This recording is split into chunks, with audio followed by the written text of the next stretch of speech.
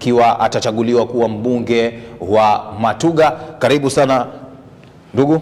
Asante sana. Good to see you. Nice to see you too. Right. Na I'm humbled. Safari imekuwa vipi kutoka Matuga mpaka Pachangamwe? Bwana, tunashukuru. Right. Safari imekuwa vizuri.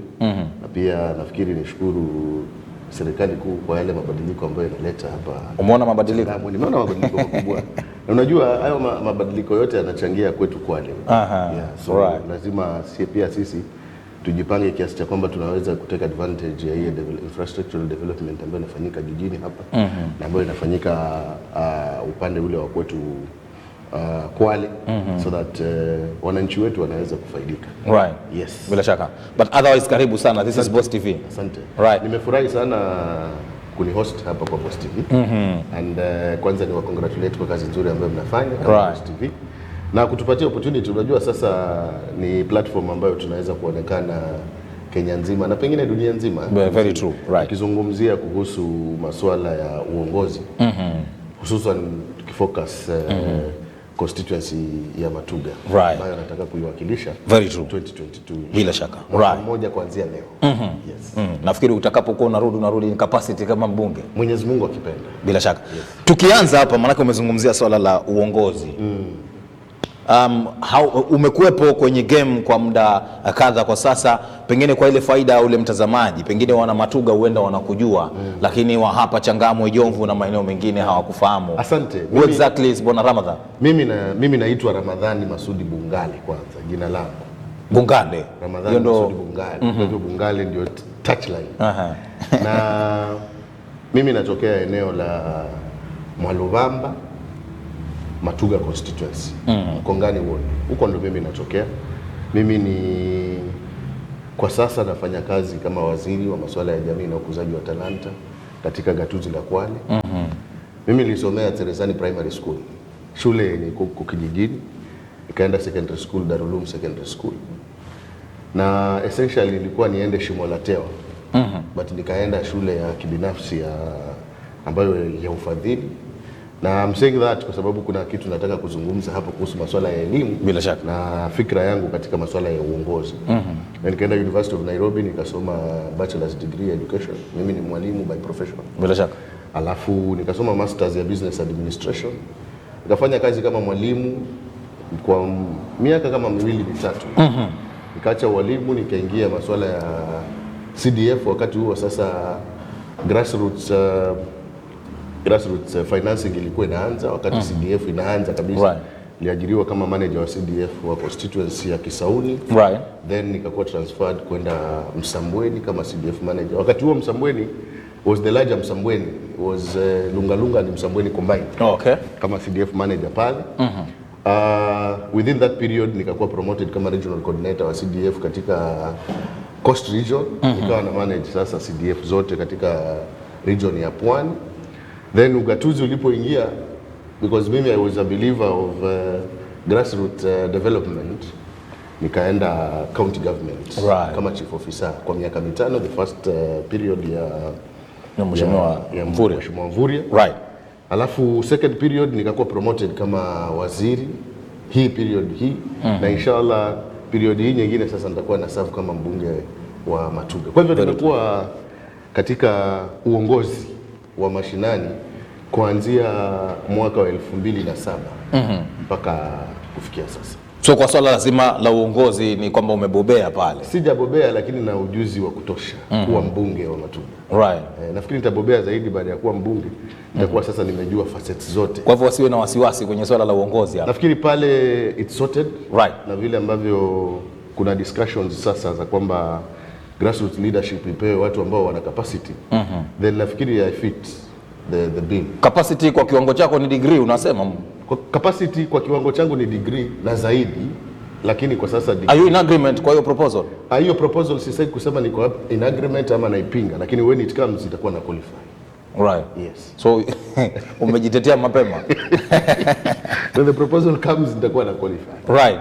Naam, tukizungumzia kidogo kuhusiana na jinsi Matuga ilivyo kwa sasa chini ya uongozi wa Bwana Tandaza. How do you see things? Vitu vinafanyika kwa ground unaviona ama namna gani? Unajua kuna vitu ambavyo vinafanyika. That one I don't refuse kwamba vinafanyika. Lakini vinafanyika vipi? Because basically wakati mbunge anapochaguliwa kuna yale majukumu ambayo ni core ambayo lazima yafanyike. Lazima mbunge atarepresent watu. Lazima mbunge atatengeneza sheria. Lazima mbunge atafanya oversight. Hayo ni majukumu matatu ambayo ni muhimu ambayo mbunge lazima afanye. Kwa hivyo anaweza kuwa anayafanya, lakini anayafanya vipi ndio inaweza kuwa inaleta mushkil. Kwa sababu kila baada ya miaka 5 kila eneo bunge lazima litakuwa na mbunge. Whether ni mzuri ama ni mbaya, lakini bado litakuwa na mbunge. Na kuna mambo ambayo lazima yafanyike katika ile miaka 5. Lakini yanafanywa vipi ndio yanaleta tofauti baina ya mbunge mmoja na mwingine. Exactly. So kwa tathmini yako wewe kama mmoja ambao umekaa pale na umeangalia kwa makini, yanafanywa vipi? Imekupendeza jinsi yanavyofanywa ama? Mimi nataka kusema vile yanavyofanywa hayajanipendeza. Na I think kama ingekuwa yananipendeza basi mimi ningekuwa nasimamia nini. Nisingekuwa na sababu, kwa sababu wananchi wanapata zile huduma ambazo wanatakikana kupata katika misingi ya kisheria na vile vile katika misingi ya matarajio ya wana constituency. Kama hiyo ingekuwa inafanyika basi mimi ningekuwa napingia natafuta hicho kiti tena kufanya nini na kila kitu kinafanywa.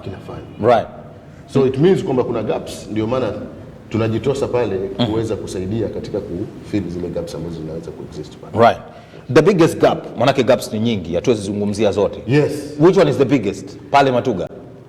Mimi nafikiri the biggest gap is linkage. What do you mean? Linkage namaanisha hivi, serikali ya county inapata mgao wa 15% kutoka kwa national revenue. 15% hizo ukiweka 100%, nafikiri 85% zinabaki kwa national government. Hapo kuna 2.5% inawekwa kama pesa ya constituency development fund.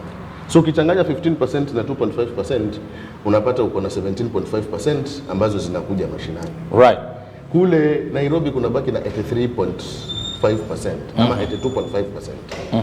Sasa nazungumzia kuhusu linkage kwa sababu sisi kama watu wa Matuga hatuoni ile mgao wa 82.5% unaenda wapi.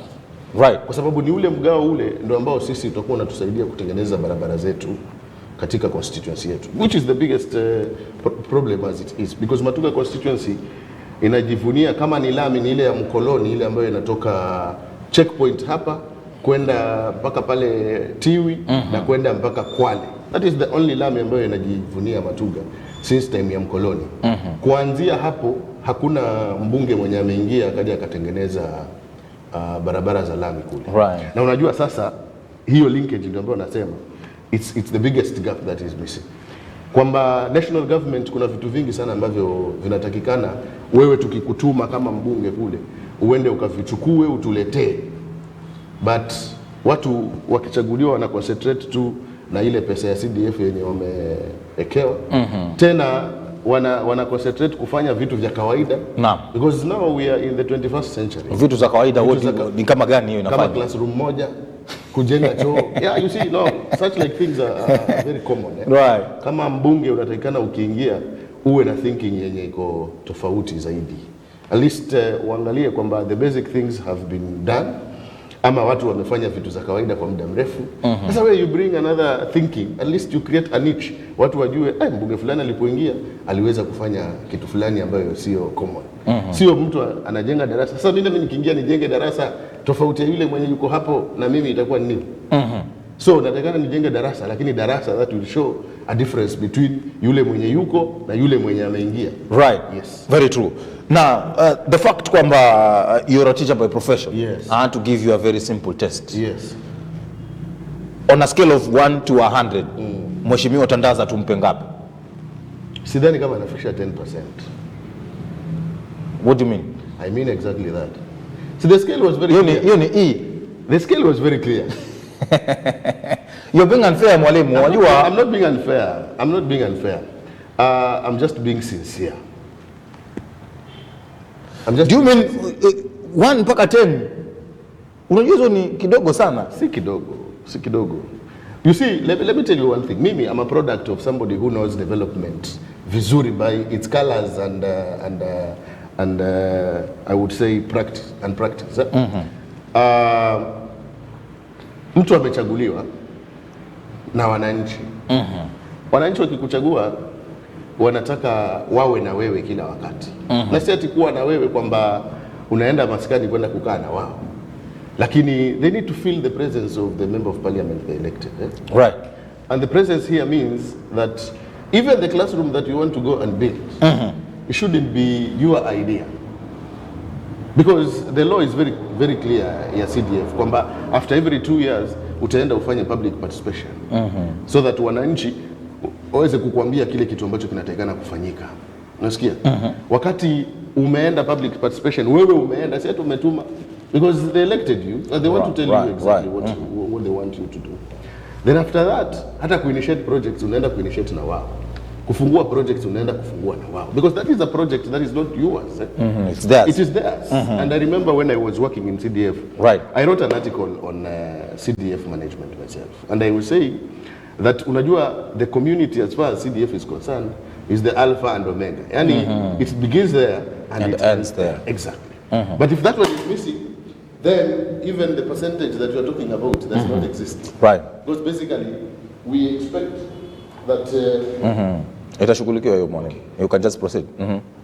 We expect that kwanza yule mwenye amekuchagua alikuwa na agenda pia yeye. Apart from the fact that you had an agenda. Right. But they matched their agenda with your agenda. Right. And exactly wakaona it fits. Very true. Right. Ni maoni tu ya mheshimiwa hapa mtakiwa ambaye anatakikana kuwania kiti cha ubunge wa Matuga. Mpenzi mtazamaji, nafasi uko nao murwa ya kuzungumza kuhusiana na yale ambayo ameweza kuzungumza hapa. Je, wewe kama mpiga kura na mkaazi wa Matuga unahisi kwamba bwana Ramadhan anatakikana kupewa nafasi ya kukuongoza? Amepeana asilimia kwa mheshimiwa wa sasa ambaye ni mbunge Kassim Tandaza. Je, unahisi asilimia aliyoipeana ya asilimia 10 ni chache mno ama amekuwa fair enough na sincere kama wanavyosema? Nambari zetu za simu ziko wazi kabisa, mpenzi mtazamaji, unaweza chagua kutupigia simu mbashara ukasema nasi hapa kupitia nambari unayoiona, ama pia unaweza chagua kututembelea kwenye kurasa zetu za kijamii. Bila shaka nitakuwa napitia jumbe zenu kadri ya jinsi tunavyosonga mbele na mjadala wetu kuhusiana na azimio la Mheshimiwa Ramadhan hapa ambaye analenga kuchukua hatamu za uongozi ifikia hapo mwaka 2022. Na kwenye swala zima la Matuga pale uko unanieleza kwamba ndivyo kazi inaweza kuwa inafanywa, lakini haipaswi kufanywa kama inavyostahili, na umetaja kwamba wananchi wanafaa wahusishwe pakubwa, na hilo ndilo tatizo ambalo linakumba maeneo mengi ambao viongozi fulani nikija kuwakilisha hapa unasikia wanataja swala la public participation ambao ni key. How different will you go about that? Unajua mimi niko na blueprint. I have been in the county government kwa miaka 10 sasa. So niko na blueprint ya vile ambavyo public participation inatakana kufanya. Kama unataka kwenda kufanya mradi ama kwenda kuhusisha wananchi kwamba wakuje waamue kuhusu masuala ya miradi. Right. Nawaita kwa mkutano. Unajua Matuga constituency iko na ward 5. Unawaita kwenye mkutano, kila ward unaenda mkutano wao. Unaenda kuratibu yale masuala ambayo wanayaona ni muhimu sana katika maendeleo. Right. Of course wakitofautisha yale masuala ambayo yamegatuliwa na yale masuala ambayo yako kwa serikali ya kitaifa. Then from there now unaleta hayo mazungumzo yao ama mapendekezo yao kwa CDF committee. Right. Kileta kwa CDF committee wanafanya prioritization. Wakifanya prioritization unatuma proposals Nairobi, unapata pesa, unakuja kufanya. Sasa hawa wananchi wanatakikana uende nao wakuwe na elimu ya kujua kile ambacho waliweza kukisuggest kimeweza kupita ama kimeweza kukosa kupita pale kwa CDF committee. Right. Wakati kikipita urudi wananchi uje uambie this year katika ward fulani tuna project 1, 2, 3. This year katika ward fulani tuna project 1, 2, 3. After that now wakati unaenda kuimplement, because of course procurement itafanywa kwa ofisi. Wakati unaenda kuimplement, project management committee iko pale, lazima uichague. Na project management committee sio wewe unaenda kuchagua. ni wananchi wanajichagulia project management committee na the leadership kule chini. Uambiwe sasa utafanya kazi na hii project management committee, wewe implement ule mradi. Mradi ukiisha pia uende kwa wananchi, uende uwapatie sasa mradi wao. Because basically that is their project, si project yako. Hao wali propose kwamba itawasaidia kusolve their issues on the ground. So wakati una implement, unamaliza, unaenda kuwapelekea hiyo project, una hand over to them, then wanaitumia. So that piece in totality is what we call public participation. Yes. Very true. And of course it's something that you'll put into consideration. And it's something that I understand and believe in. Yes. Very true. Now let's come to the elephant in the room hapa. Manifesto yako. Yes. Umegawanya kwa phases ngapi? Hebu tupatie explanation kidogo. Mimi manifesto yenye niko nayo, mimi naita Bungale's 4-point agenda ya Matuga. Ela hukutoa kwa Big 4? Sikutoa kwa Big 4. Sikutoa kwa Big 4. Actually, pengine mawazo yalishikana, lakini itakuwa iko tofauti kidogo. Mimi kwanza elimu. Unajua elimu naiangalia in totality, mimi nikiwa mwalimu. Na nikiwa na experience ya CDF na nikiwa na experience ya county government. So nikizungumzia kuhusu elimu, kwanza tutaenda kwa vitu basic. Vitu basic ni kujenga school infrastructure, primary school na secondary school na institutions vocation. So na kwanza kwa primary school nataka kulink what the county government is doing with what the constituency is doing. Because basically what we are looking at here, we are serving the same people, lakini sasa kwa ngazi tofauti. Mimi namserve katika ngazi ya kitaifa na hapa kwa serikali ya ugatuzi anasaviwa na ngazi ya hapa chini. Kwa hivyo wakati hawa wanatengeneza ECD ambazo ni nzuri, mimi nami naboresha primary school here so that kukuwa na transition yenye pia it's swift na very humble. Mtoto akitoka kwa ECD yenye iko nzuri aende kwa primary school yenye pia iko nzuri. But when you are at the primary school, kuna zile shule ambazo zimebobea kwa muda mrefu, lakini sasa hizo shule zimefanya nini? Zimeenda kufa. Mimi hapo kwanza nataka kuinvest kwa infrastructure, na kama infrastructure iko ni invest kwa linkage ya hapo shule. Watu wameacha nje sana alumni associations. Na ndio maana unapata shule nyingi hazifanyi vizuri. Kuna primary schools ambazo zimewika kwa muda mrefu sana, lakini saa hizi hazisikiki tena. Sasa mimi in my agenda ni kuhakikisha kwamba unaenda kuassess infrastructure ya shule kama hizo, alafu you bring those people ambao walipita kwa hiyo shule, waeke pamoja, watu wafikirie pamoja katika development ya hiyo shule. Tutumie model ya kwamba tutaleta local leaders, tutaleta wale maafisa wa elimu, alumni associations, watu waje pamoja tuzungumzie kuhusu mtoto wa ile shule. Na utapata kwamba hawawezi kwamba wanakuja kuanguka, kwa sababu mifano itakuwa iko hapo tena. Basari sheria ya CDF inasema up to 30% will be given out as bursary. Mimi I have seen the impact of bursary in the county government and I want to replicate that, because the county government inafanyaje? Ina sponsor wanafunzi 100% wale ambao wanaenda national school, you see. Lakini hawa wengine ambao wanaenda local schools for one reason or the other, they are not sponsored fully. Sasa mimi modeli yangu katika swala la education ama manifesto education, nataka yule kijana ambaye ana perform vizuri katika local school pia naye apate sponsorship 100% ili iweze kumsaidia. Ni provide link, wanafunzi hapa wanapewa scholarship na the county government, lakini wakati mwingine hata mzazi hawezi kununua uniform. Now the member of parliament now comes and fits into that shoe, fills the missing link, na watoto wanafanya nini? Wanaweza kusoma. Katika ile basari, mimi I don't want a situation where somebody is given 3,000. Hiyo sitakubaliana nayo. Kama ni secondary school day, minimum 5,000. Boarding minimum 10,000. Ili iweze kumsustain yule mtoto awe kwa ile shule. I also believe kwamba lazima kukuwe na skills development katika swala la education, kwa sababu nimeanza na kusema kwamba infrastructure inajengwa vizuri, na hiyo infrastructure kuna yenye inakuja Kwale, inakuja Matuga vizuri kabisa. One, tuko na Dongo Kundu ina link Matuga vizuri kabisa. Two, tuko na the road ya kutoka Kinango kuja Kwale na ina connect mpaka Samburu, hiyo barabara yote inatakikana iwe imewekwa lami maybe by 2022. Now how do I play with that to help my people? Mimi na believe in skills development, kwamba kijana yule ambaye amemaliza form 4 na hakuweza kwenda university kwa right. Then mimi niingie pale ni provide sponsorship ya hawa ambao wanaenda vocational training institutes. Najua the national government is doing that through the counties, but I know nikiifanya kama an affirmative action, then I will have helped kijana wa Kwale kupata skills na kujitafutia yeye mwenyewe maisha yake. So I can talk so much about education, na katika infrastructure pia, kujenga infrastructure. Mimi nimesema sitajenga darasa moja as it is.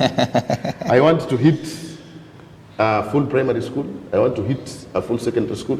You don't have to spread too thinly, but make an impact. And you are seeing what is happening in this constituency. Right. is doing great. Kilifi South is also doing good. Mwatate is also doing so well. Why are we still putting 1 classroom, 2 classroom, alafu unaenda zako? Because you want to be felt in each and every place and then the impact is kidogo. No. We want to shift from that and do something different. Very true. Yes. Quite that's education. Right. Ni explanation nzuri sana mpenzi mtazamaji kuhusiana na kipengele hicho kwenye sekta ya elimu, miongoni mwa yale ambayo amepeana kipaumbele ndani ya manifesto yake. Na that was one. That was one. So 2 is infrastructure. And you see, I'm looking at infrastructure in a very broad way. Naangalia infrastructure ICT, naangalia infrastructure road, naangalia infrastructure what is this electricity, because you see these things zikija zikombiniwa pamoja, society inaweza kudevelop. I have talked about skills development, but then kijana akifanya welding na hakuna moto, what happens? So shirika ambalo linapeana moto, Rural Electrification Authority, lazima tufanye nalo kazi vizuri ili isambaze moto.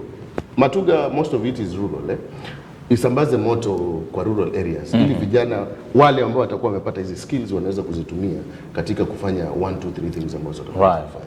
When you talk about ICT these days, in fact with COVID, hiyo connectivity ya internet imekuwa very important. And I know the ICT authority and the ministry, they had what we call tech hubs. So it's working with them so that we can be able to have hubs in the society or in the constituency. Hizi hubs zinasaidia wakati watu wanaenda kwa online. Sasa hawa vijana wote ambao wanakuwa sponsored university and colleges, they can be able to do their online and of course road network. Road network is in my heart. Yeah, because constituency yetu nimekwambia kwamba hiyo constituency ina shida ya barabara. Na mimi nikienda kule ile 82.5%, mimi nitakuwa nagonga hizi ofisi kila wakati.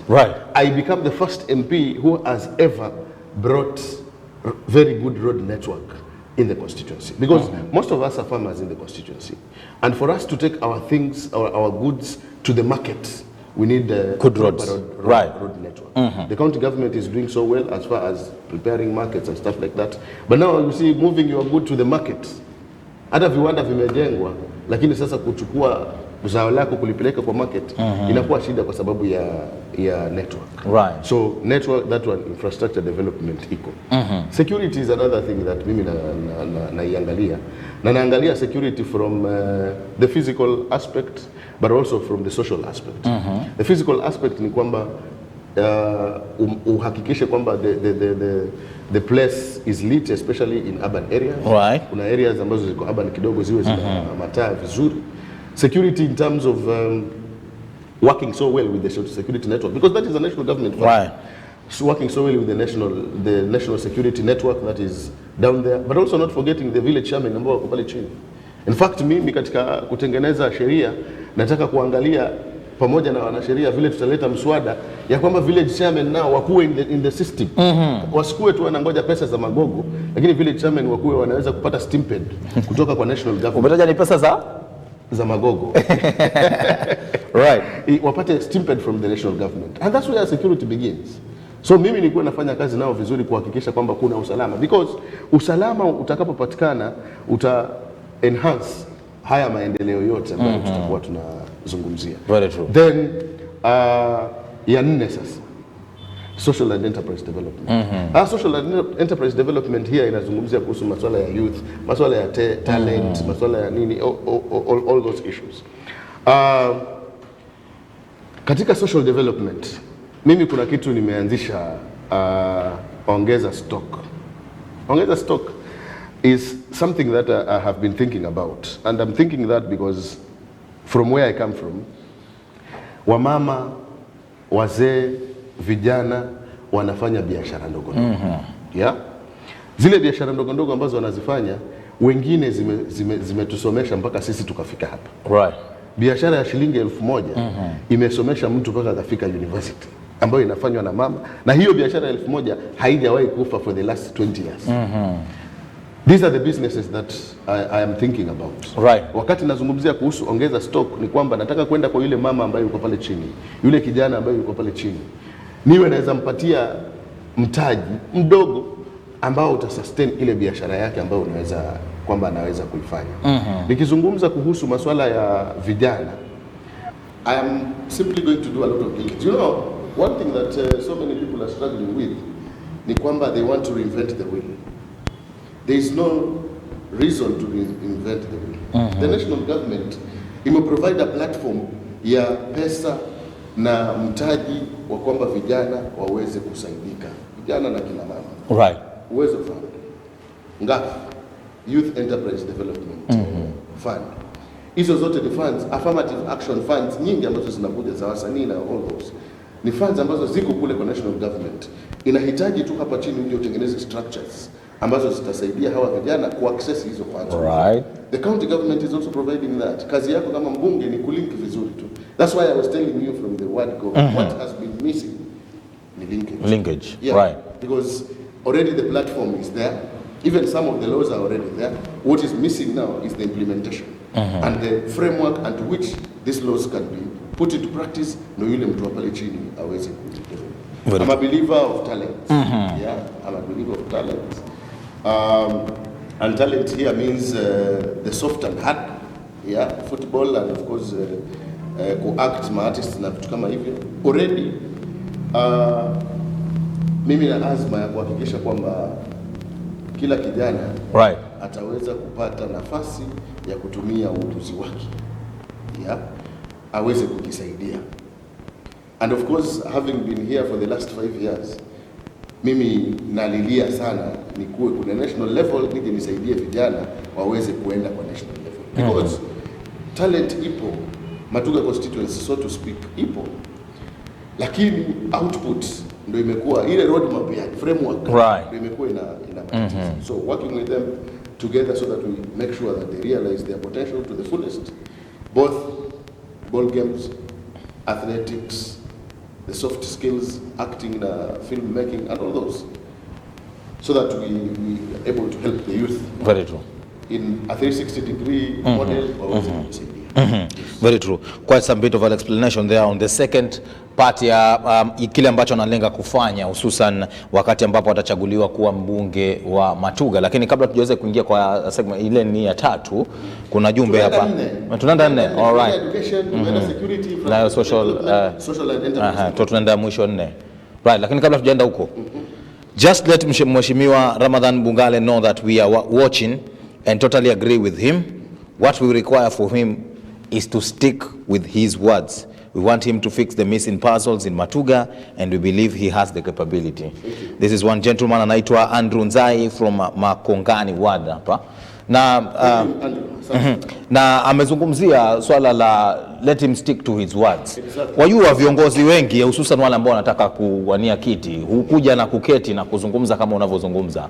Lakini pindi wanapoingia pale mambo yanakuwa vingine. What assurity do you have kwamba? Let me tell you one thing. That's why I talked about 4-point agenda. I did not go into talking about so many things, and I was able to explain. Si ati nimesoma mahali. It is something that I believe in. It's something that I'm thinking. It's something that it can be done. I have been there. I know the amount of money that is there that can be able to do, and even know the models that can be used to do all these things. So mimi sizungumzi from imagination. I'm a layman's perspective. No. It's not a layman's perspective. No. It's something that I have done practically, and I know the only thing that was maybe missing is good leadership that I'm here to provide.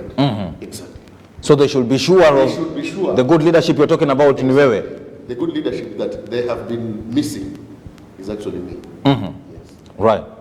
Very true. You know, sisi tuko hapa na tutakuwa tunafuatizia kwa karibu. Na unajua vizuri ni kwamba Boss TV haifungwi kesho.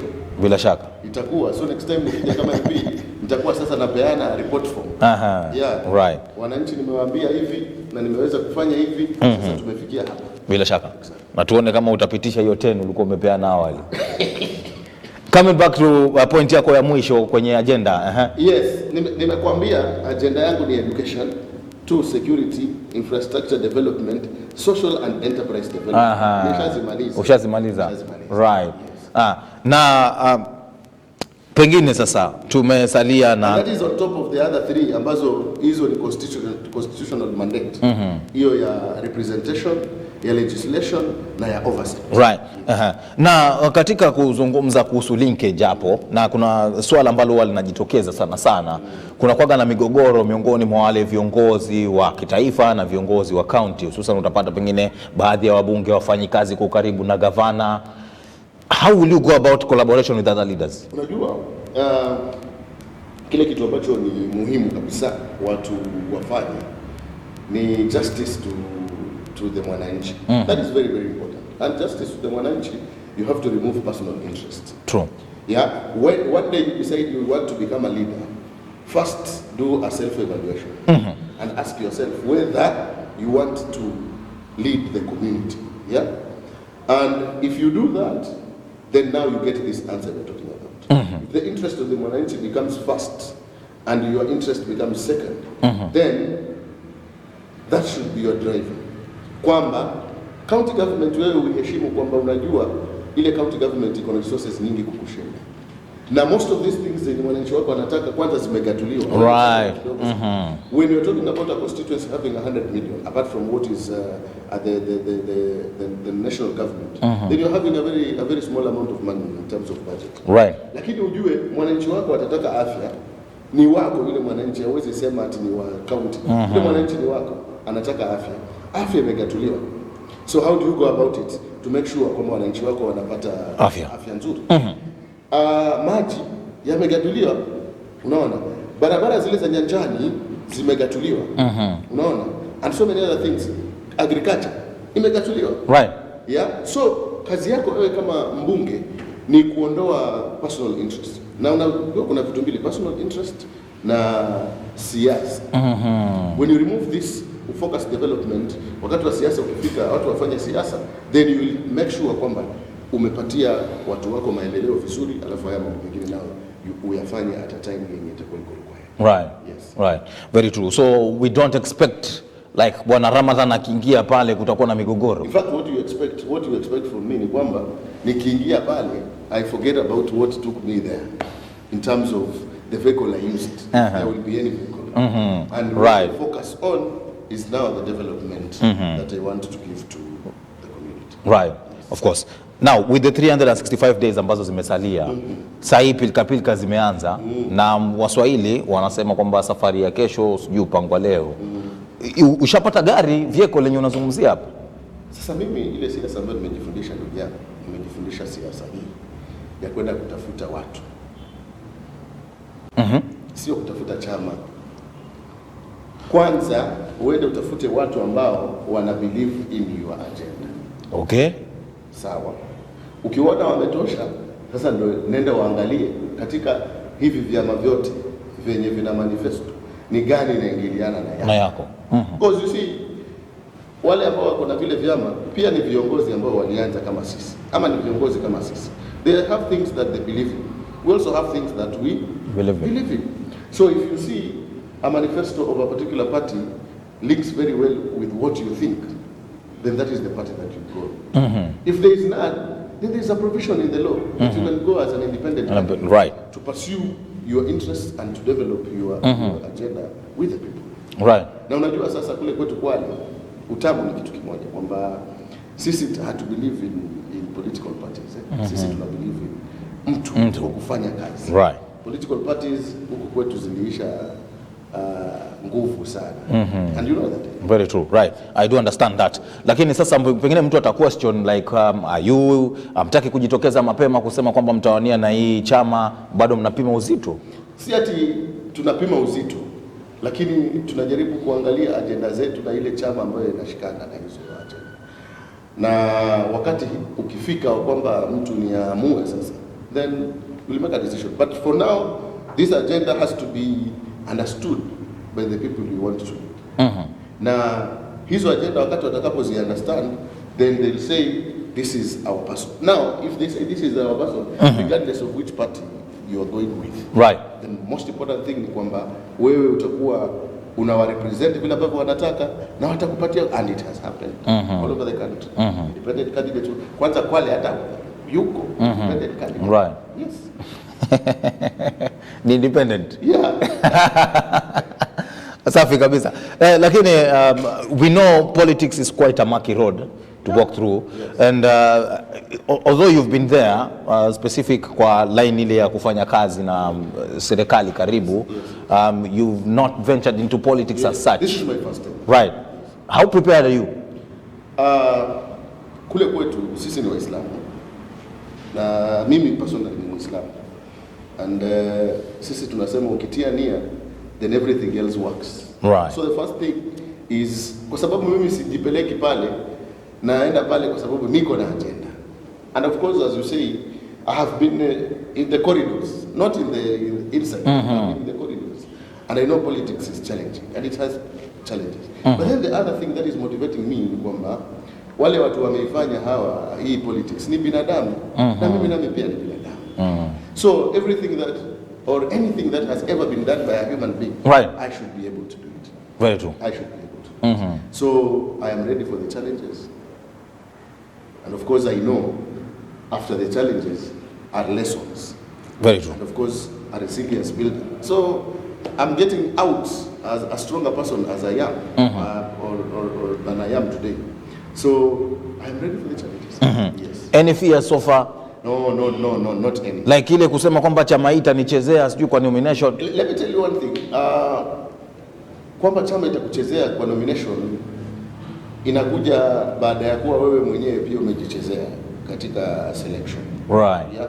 Because I have told you, kitu cha kwanza kabisa ambacho unatakana kuwe nacho wewe mwenyewe ni kuangalia agenda zako.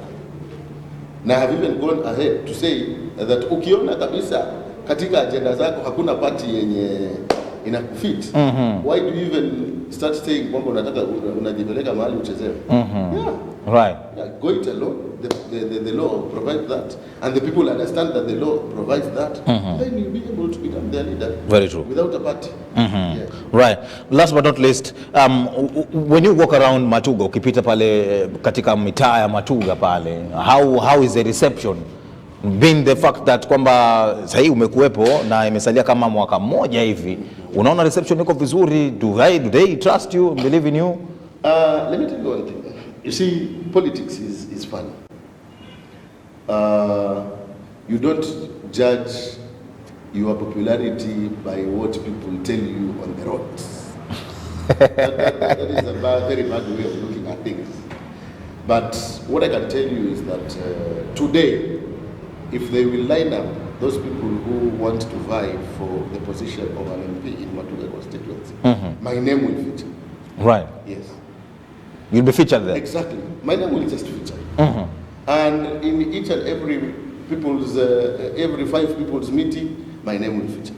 So that tells you they have heard about me, they have listened to me, they know my agenda, and they believe in me. Right. Yeah, exactly. So I will not go by the reaction, but I go by what I have been able to do to this point, 1 year into the elections. Very true. Yes. Right. Now, as we wrap up, because time is not on our side, we'd like to uangalie ile kamera pale na uzungumze na watu wa Matuga, manake ambao wanakutazama kwa sasa. Asante sana. Nafikiri watu wa Matuga, mimi kama vile nilivyotangaza, naitwa Ramadhan Bungale na nawania kiti cha ubunge katika mwaka wa 2022. Unajua kiti cha ubunge cha Matuga ni kiti cha watu wa Matuga. Mimi nitakuwa niko pale kama mwakilishi wenu. Sasa nataka mnipatie nafasi, ama naomba mnipatie hii nafasi kwa unyenyekevu niweze kuwawakilisha kule bungeni.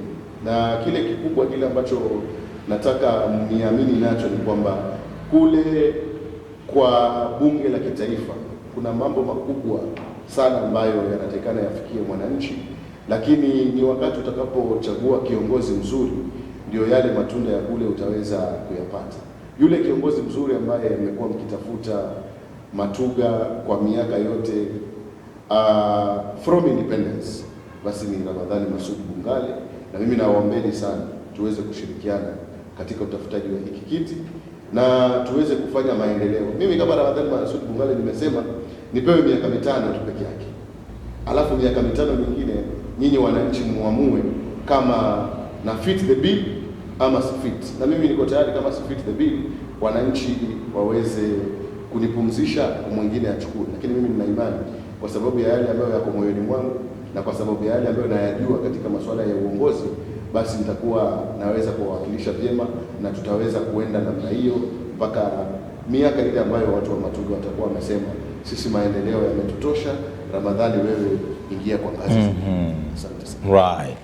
Bila shaka mpenzi mtazamaji na wale wa Matuga kwa ujumla, umeweza kumsikia Bwana Ramadhan akizungumzia pakubwa yale ambayo analenga kuyafanya endapo angechaguliwa kuwa mbunge, na sisi letu kumtafuta tu aweze kuja na kuelezea baadhi ya yale mambo ambayo angependa kufanya, na wewe ndio utakaye kuwa muamuzi. Wapo unahisi anapaswa kupewa hiyo nafasi kutumikia watu wa Matuga, basi wajibu uko nao. Kaa chini uweze kudadisi yale ambayo ameweza kuzungumza, mweke kwenye ratili, msikize kwa makini, mpime na wale wenzake, alafu bila shaka ufanye uamuzi ulio sawa. Asante sana mheshimiwa kwa kuja. We wish you all the best. Tunakutakia kila laheri kwenda mbele. Na tunatumai utakapokuwa unaregea in capacity kama mbunge. Inshallah. Na usiende kule ukatusahau. Sisi ni Boss TV. Asante sana. Alright. Asante sana. Alright. Na kufikia hapo mpenzi mtazamaji, sisi hatuna la ziada ila kufunga rasmi kipindi chetu siku ya leo. Ningependa kushukuru wale wote wamefanikishwa kuleta kwa kipindi hiki mbashara kutoka hapa Boss TV makao makuu yakiwa katika kaunti ya Mombasa, na bila shaka tunatafuta wageni kutoka mbali. Umesikia ameweza kutoka Kwale County kule Matuga, pengine siku nyingine tutatafuta mwingine kutoka mbali, lakini yote 9-10 tunahakikisha kwamba tunakujuza, tunakuelimisha na kunakuburudisha katika aina tofauti. Kwa hivyo vipo vipindi vingi ambavyo vinakuja baada ya mimi kuondoka hapa, lakini sina la ziada ila kusema asante sana. Tuweze kufanya hivi tena kesho panapo majaliwa yake Mwenyezi Mungu, na kutakia siku njema sawia na utazamaji mwema.